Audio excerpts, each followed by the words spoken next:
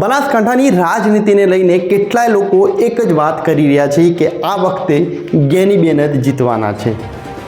તો મારો બેટો સાહેબ તમારે 80 રે 80 ગેનીબેન 80% છે, ભાઈ 20% છે પેલા। હા કેવું મિત્રો ગેનીબેન નું હાલ ચાલે હરું ભાજપ વાળાની ઓકાતથી આરામ થઈ ગઈ છે। ગેનીબેન 5 લાખ વોટે જીતવાના છે। રેખાબેન તો હવે નવું પાત્ર છે એટલે હવે કોઈ ઓળખતા છે ને રેખાબેન શું બિચારી કરી શકે। અને આ તો સિંહણ છે ને, આ તો સિંહણ છે સિંહણ। તો વેસાતા લાવશે, બધા વેસાતા પાટણ અમદાવાદ ગાંધીનગરથી બધાથી લાવશે, બાકી ગેનીબેન જેટલું સમર્થન અમને મળે જ નહીં। સંભાવનાને આધારિત એક્ઝિટ પોલના પહેલા ભાગમાં મેં વાત કરી હતી કે જો ગેનીબેન હારી જશે તો તેના પાછળના કારણો કયા હશે અને કઈ રીતની સંભાવનાએ ભાગ ભજવ્યો હશે। એ વિડીયોમાં મોટા ભાગની કોમેન્ટ ઉપર તમે જો નજર કરો, મોટા ભાગની બધી જ કોમેન્ટોમાં એક જ વાત છે કે ખોટી વાત ના કરો, ગેનીબેન જ જીતવાના છે। આ વખતે ભાજપ જવાની જ છે ને ગેનીબેન જ જીતવાના છે। લોકો આવું કેમ કહી રહ્યા છે? શું ગેનીબેનના જીતવાની સંભાવના વધારે છે? શું ગેનીબેન જીતી શકે તેની સંભાવનાઓ વધારે છે? એના કારણે લોકો આવી વાત કરી રહ્યા છે। પહેલા ભાગમાં વાત કરી હતી કે ગેનીબેન હારી શકે તેની પાછળની સંભાવનાઓ કઈ છે, કઈ રીતના સમીકરણોએ ભાગ ભજવ્યો હશે। આજના આ વિડીયોમાં એક્ઝિટ પોલના બીજા ભાગમાં વાત કરવી છે કે ગેનીબેન જીતી શકે તેની સંભાવનાઓ કેટલી છે, કઈ રીતના સમીકરણો ભાગ ભજવે, કઈ રીતની સંભાવનાઓ ઊભી થઈ શકે કે જેના કારણે ગેનીબેન જીતી શકે તેની સંભાવના કહી શકાય। અને મને કેટલાય લોકોએ વાત કરી કે તમારા વિડીયો બહુ સારા હોય છે, બીજી ન્યૂઝ ચેનલો કરતાં તમારા વિડીયો જોવામાં બહુ મજા આવે છે। એટલે જો તમે મારા વિડીયો રોજ જોતા હોય અને હજી સુધી મારી ચેનલને સબસ્ક્રાઈબ ના કરી હોય તો મારી ચેનલને સબસ્ક્રાઈબ જરૂર કરી દેજો, કેમ કે એક પણ વિડીયો તમારાથી મિસ ન થઈ જાય।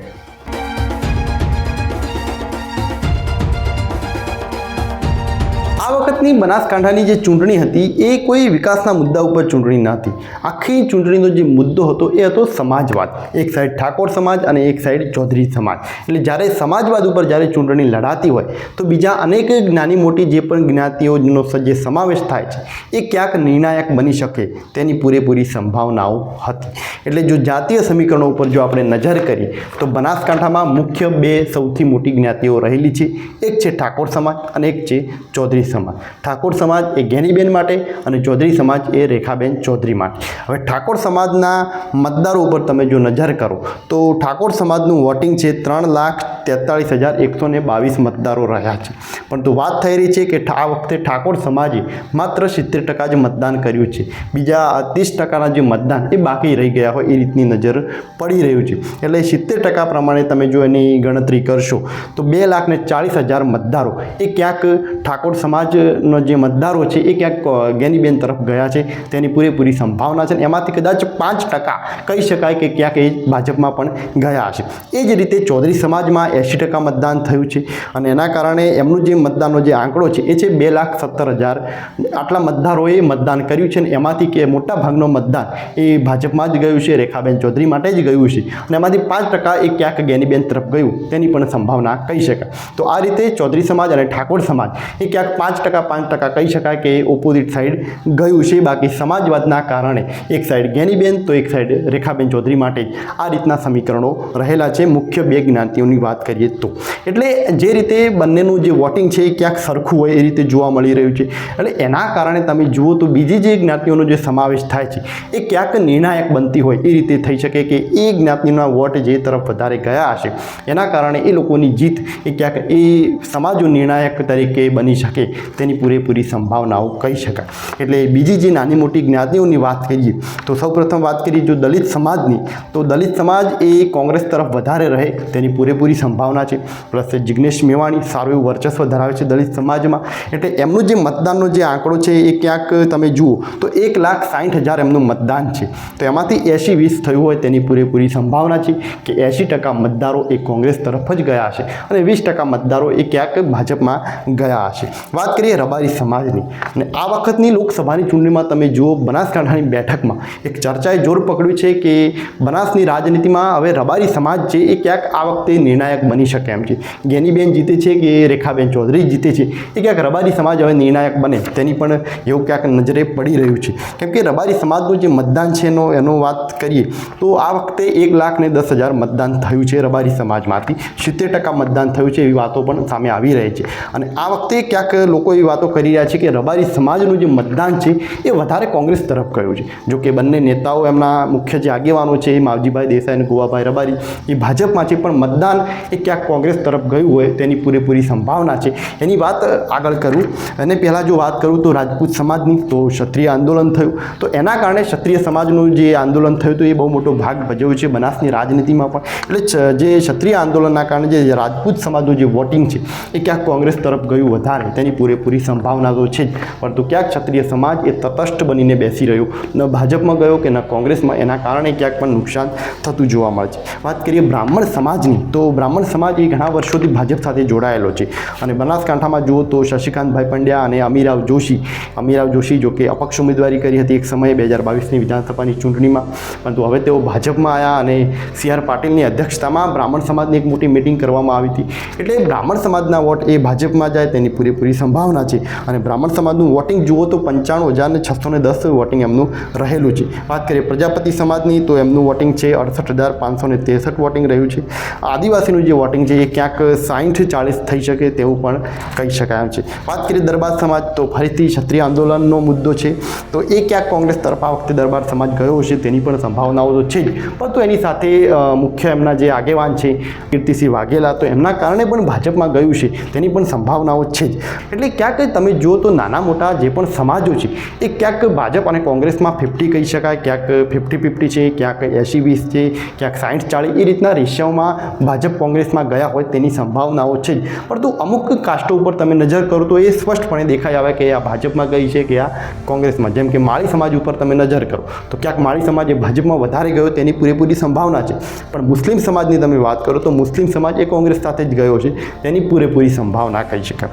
એટલે મુસ્લિમ મતદારો તમે જુઓ તો બનાસકાંઠાની રાજનીતિમાં મુસ્લિમ મતદારોનું 96,242 મતદારો છે. એટલે સારો એવો ભાગ ભજવી શકે એમ છે. એટલે એના મતદારો એ કોંગ્રેસમાં ગયા છે એનો પૂરેપૂરી સંભાવના છે. એટલે ક્યાંક જ્ઞાનીબેનને ફાયદો ચોક્કસપણે જોવા મળી રહ્યો છે. પ્લસ પાટીદાર સમાજ છે, સુથાર સમાજ છે, ઠક્કર સમાજ, આ ક્યાંક 50-50, 20-40 એ રીતનું આખા રેશિયો એમાં જોવા મળી રહ્યા છે.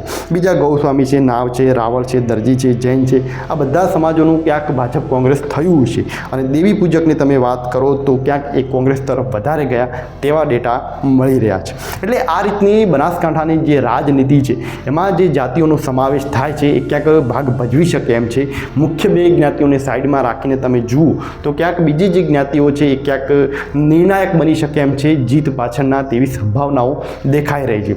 એટલે તમે રેખાબેનની વાત કરો તો રેખાબેનના સમાજ, એમના માટે અમુક સમાજો એમની સાથે છે, તો ક્યાંક જ્ઞાનીબેન માટે અમુક સમાજો છે. એટલે ક્યાંક જો કોઈ એક બે સમાજ જો રેખાબેન સાથે હોય તો બીજા અન્ય સમાજ એ જ્ઞાનીબેનના ભરપાઈ કરી દેતા હોય છે. હવે જોવાનું રહેશે કે કઈ રીતના સમીકરણોએ કઈ રીતનો ભાગ ભજવી દીધો કે જેથી એમની હાર જીત થઈ છે.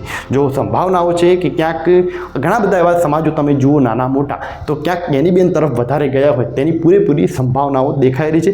કેમ કે એની પાછળના અનેક કારણો છે. 4 જૂને ખબર પડશે કે એ કયા એવા સમાજો હતા કે જે કોની તરફ ગયા છે. આ વખતે એક સવાલ સામે આવ્યો કે જો બનાસકાંઠામાં ભાજપ હારી જાય છે તો ભાજપમાં ગદ્દાર કોણ? 2 નામ સામે આવ્યા, માવજીભાઈ દેસાઈ અને ગુવાભાઈ રબારી. હવે રેખાબેનના ચૂંટણી પ્રચારમાં તમે જુઓ તો આ બંને નેતાઓ એ રેખાબેનની સાથે જ પ્રચારમાં તો જોવા મળે છે. તો પછી આ બંને નેતાઓ ગદ્દાર કઈ રીતે હોઈ શકે?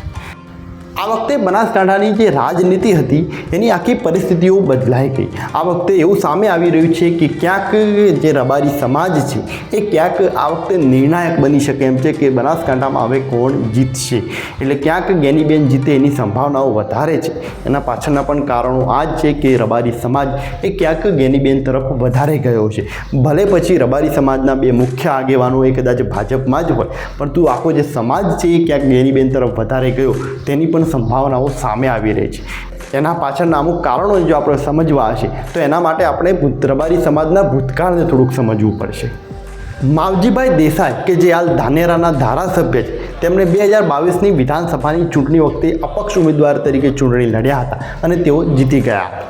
પરંતુ તેમની જીત થઈ કઈ રીતે? કેમ કે એ વખતે પણ ભાજપે 182નો ટાર્ગેટ રાખ્યો હતો.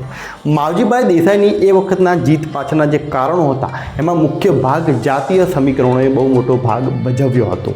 એમની સાથે રબારી સમાજ તો સાથે આવી ગયો, પરંતુ ધાનેરામાં જે સમાવેશમાં જે ઇતર જ્ઞાતિઓનો જે સમાવેશ થાય છે એ બધી જ જ્ઞાતિઓ મોટા ભાગની એ માવજીભાઈને સપોર્ટ કરવા તૈયાર થઈ હતી. અને એમાં ખાસ તમે જુઓ તો ઠાકોર સમાજે બહુ મોટો ભાગ ભજવ્યો હતો. એમને ફૂલ સપોર્ટ કર્યો હતો માવજીભાઈ દેસાઈને. એટલે આ જે સમીકરણ છે એ ક્યાંક હવે આ વખતની ચૂંટણીમાં જ્ઞાનીબેન માટે કામ આવ્યું હોય તેની સંભાવનાઓ રહેલી છે. એ વખતે 2022ની વિધાનસભાની ચૂંટણી વખતે ઠાકોર સમાજે રબારી સમાજને સપોર્ટ કર્યો, તો આ વખતની ચૂંટણીમાં રબારી સમાજે જ્ઞાનીબેન તરફ મતદાન કર્યું છે, ઠાકોર સમાજને સપોર્ટ કર્યો છે, તેની પૂરેપૂરી સંભાવનાઓ કહી શકાય. એટલે રબારી સમાજના વોટ એ ક્યાંક જ્ઞાનીબેન તરફ ગયા છે તેની પણ સંભાવનાઓ રહેલી છે. અને બીજું તમે જુઓ તો રબારી સમાજ એ ઘણા વર્ષોથી કોંગ્રેસ સાથે જોડાયેલો છે. રબારી સમાજના જે મુખ્ય આગેવાન તરીકે તમે જુઓ તો ક્યાંક ગોવાભાઈ રબારી છે. કેમ કે માવજીભાઈ દેસાઈ કરતાં ગોવાભાઈ રબારી એ ઘણા વર્ષોથી કોંગ્રેસમાં હતા અને એમનું વર્ચસ્વ રબારી સમાજમાં વધારે હતું, કોંગ્રેસમાં પણ સારું એવું વર્ચસ્વ હતું. તેઓ ડીસાના ધારાસભ્ય પણ અનેકવાર રહી ચૂક્યા છે. ક્યાંક રબારી સમાજમાં ગોવાભાઈ રબારીનું જે રીતે વર્ચસ્વ હતું અને તેઓ જ્યારે કોંગ્રેસમાં હતા તો સ્વાભાવિકપણે એમની પાછળ અનેક એમની સમાજના નાના મોટા આગેવાનો તૈયાર થયા હશે કે જે કોંગ્રેસમાં નાનું મોટું પદ લઈને બેઠા હશે. પરંતુ ગોવાભાઈ રબારી જે રીતે પક્ષ પલટો કરીને ભાજપ સાથે જોડાઈ ગયા, તો એવું જરૂરી નથી કે એમની પાછળ એ પણ નાના મોટા કાર્યકરો પણ ભાજપમાં ગયા હશે. કેમ કે નાના મોટા કાર્યકરોની પણ ક્યાંક મહત્વાકાંક્ષાઓ રહેલી છે. એટલે ક્યાંક ગોવાભાઈ રબારીના જવાથી ક્યાંક અમુક નાના મોટા લોકોને તો ફાયદો પણ થયો છે. કેમ કે એમના માટે રબારી સમાજ માટે રબારી સમાજના આગેવાનો માટે તમે જુઓ તો કોંગ્રેસમાં એવું કોઈ હવે મુખ્ય આગેવાન નથી. તો સ્વાભાવિકપણે જે પણ નાના મોટા જે પણ આગેવાનો રહેલા છે એમને ક્યાંક મોકો છે કે કોંગ્રેસમાં તેઓ મોટા થઈ શકે એમ છે. ગોવાભાઈ રબારી ઉપર અમે જે પક્ષ પલટા ઉપર જે વિડીયો બનાવ્યો હતો એમાં પણ મોટા ભાગના રબારી સમાજના લોકોએ કોમેન્ટ કરી હતી કે ભાઈ ગોવાભાઈ તો ગદ્દાર છે, તેઓ તો પક્ષ પલટો કરી દીધો, તેઓ ગદ્દાર છે. અનેક આવી કોમેન્ટો હતી. એનો મતલબ કે ક્યાંક જો પક્ષ પલટો કોઈ નેતા કરે છે તો સ્વાભાવિકપણે એ સમાજની લાગણીઓ દુભાતી હોય. એટલે એવું લાગતું હોય કે રબારી સમાજ એ આખો સમાજ ભાજપ સાથે જોડાઈ ગયો, તો એવું જરૂરી નથી. કોંગ્રેસ સાથે પણ તે સમાજ રહેલો છે. એટલે ક્યાંક જે નાના મોટા આગેવાનો છે એમને જો મોટું થવું હશે તો એમને જ્ઞાનીબેનને સપોર્ટ જરૂર કર્યો હશે. જો એમને સપોર્ટ કર્યો હશે તો રબારી સમાજમાંથી સારી એવી લીડ એ જ્ઞાનીબેન ઠાકોરને મળી શકે એમ છે. રાજકારણમાં સામાજિક મજબૂરીઓ એ ક્યાંક નેતાઓને ફસાઈ દેતી હોય છે. અને આ વખતે તમે જુઓ તો રબારી સમાજ એ થોડો ઘણો ભાજપમાં છે તો થોડો ઘણો કોંગ્રેસમાં પણ રહેલો છે. એટલે ગોવાભાઈ રબારી હોય કે માવજીભાઈ દેસાઈ, આ બંને નેતાઓને ભવિષ્યમાં પણ ગમે ત્યારે ચૂંટણી જો જીતવી હશે તો એમના પાછળ જે પીઠબળ હશે એ મુખ્ય તો એમનું રબારી સમાજનું જ હશે. એટલે કોંગ્રેસમાં જે રબારી સમાજ રહેલો છે એમને જો એમને સાથે લેવો હશે તો આ બંને નેતાઓને આ વખતે ક્યાંક સાયલેન્ટ પણ બેસવું પડ્યું હોય તેની પણ સંભાવનાઓ રહેલી છે. અને એટલે જ વાતો થઈ રહી છે કે જો ભાજપ બનાસકાંઠામાં જો હારી જશે તો આ બે નેતાઓ એ મુખ્ય ગદ્દાર તરીકે સામે આવી શકે એમ છે. એના પાછળનું એવું કારણ છે કે રબારી સમાજમાંથી સારી એવી લીડ રેખાબેનને મળે તેના માટે એમને ચોખવટપૂર્વક કામગીરી આપવામાં આવી હતી, પરંતુ તેઓ કરી શક્યા નથી. કેમ કે ક્યાંક આ બંને નેતાઓને સાયલેન્ટ બેસવું પડ્યું છે. એટલે જો આ બધી જે સંભાવનાઓ છે, વાતો કેટલી સાચી ખોટી એ તો હવે 4 જૂને જ ખબર પડશે, પણ આ રીતની સંભાવનાઓ રહેલી છે. રાજકારણ છે, અંદર પેટે ઘણું બધું હોય છે. તો આ બધી સંભાવનાઓ છે ને આ બધી સંભાવનાઓ જો સાચી પડે છે તો જ્ઞાનીબેનને સારી એવી લીડ એ રબારી સમાજમાંથી મળી શકે એમ છે. અને રબારી સમાજમાંથી જો સારી એવી લીડ મળી શકે એમ છે તો જ્ઞાનીબેનની જીત એ ફાઇનલ કહી શકાય. ગુજરાતમાં હાલ માત્ર લોકોની નજર એ માત્ર 2 બેઠકો ઉપર રહેલી છે, ભરૂચની બેઠક અને બનાસકાંઠાની બેઠક. અને એમાં વળી બનાસકાંઠાની બેઠક ઉપર તો લોકો એ રીતની વાત કરી રહ્યા છે કે ભાજપ ભલેને 25 સીટ જીતતી હોય, પરંતુ બનાસકાંઠાની જે બેઠક છે એ તો ભાજપ નહીં જ જીતવાની, એમાં કોંગ્રેસમાંથી જ્ઞાનીબેન જ જીતવાના છે. લોકો આવું કેમ કહી રહ્યા છે? આ જે તર્ક છે લોકોનું, એના પાછળનું કારણ એ છે કે લોકો જ્ઞાનીબેનને હલકામાં નથી લઈ રહ્યા. જ્ઞાનીબેન ઠાકોર એક બાહુબલી નેતા છે, એક બ્રાન્ડ નેતા છે, એક ખેલાડી નેતા કહી શકાય. એટલે આ એક ખેલાડી નેતા જ્યારે હોય છે, તમે જુઓ તો જ્ઞાનીબેન ઠાકોરે પોતાનો ચૂંટણી પ્રચાર એ રીતે કર્યો કે લોકોમાં એક જોશ આવી ગયો. જ્યારે ચૂંટણીનો જે દિવસ હતો, મતદાનનો જે દિવસ હતો, એ દિવસે તો ઘણા બધા એવા લોકો હતા કે જેમને કોઈ ઉપરથી ઓર્ડર નહોતો, છતાં એમને પોતાની પોતાની ઈચ્છાથી ગેનીબેન માટે કામ કર્યું છે, મતદાન કરાવ્યું છે. એટલે ક્યાંક લોકોમાં જે ઉત્સાહ હતો, ક્યાંક આખું ઇમોશનલ વાતાવરણ હતું અને એના કારણે ગેનીબેનનું એક આખો એવો માહોલ બન્યો કે ક્યાંક ગેનીબેનની જીતની સંભાવનાઓ પણ વધી ગઈ હતી. એટલે ભાજપે જો કોઈ રણનીતિ રમી છે તો એની પાછળ ક્યાંક ગેનીબેન ઠાકોરે પણ પોતાની કંઈક અલગ પ્રકારની રણનીતિ રમી છે, તેની પણ પૂરેપૂરી સંભાવના છે. કેમ કે ગેનીબેન ઠાકોરને હવે હલકામાં લઈ શકાય એમ નથી.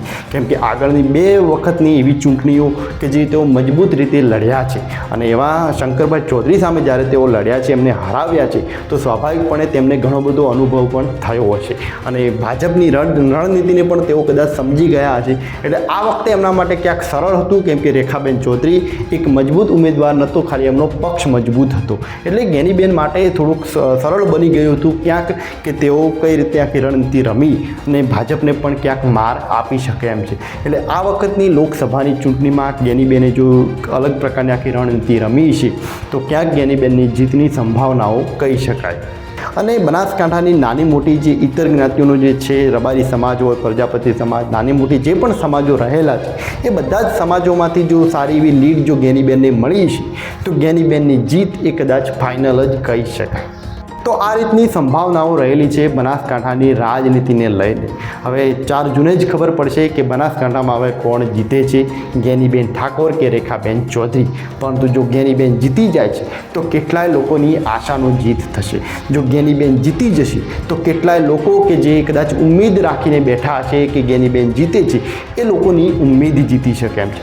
જો ગેનીબેન જીતે છે તો કદાચ બનાસકાંઠાથી આખું એક કોંગ્રેસ માટે ક્યાંક આશાનું કિરણ ઊભું થઈ શકે એમ છે. જો ગેનીબેન જીતી જશે તો બનાસકાંઠાથી કોંગ્રેસ માટે ક્યાંક વિપક્ષની મજબૂતાઈ જીતી રહી હોય એ રીતે જોવા મળી શકે એમ છે. અને જો ગેનીબેન જીતે છે તો ક્યાંક ભાજપની પડતી આવે તેની પણ સંભાવનાઓ રહી શકે છે. હવે આવનારા સમયમાં ખબર પડશે કે શું થશે. તમને શું લાગે છે કે બનાસકાંઠાની આ રાજનીતિમાં હવે કોણ જીતશે, ગેનીબેન ઠાકોર કે રેખાબેન ચૌધરી? એ નીચે કોમેન્ટમાં જરૂર લખજો. અને આવા જ રાજનીતિના વિડીયોને જોવા માટે ચેનલને સબસ્ક્રાઈબ કરીને જોતા રહો સચેત વિજય.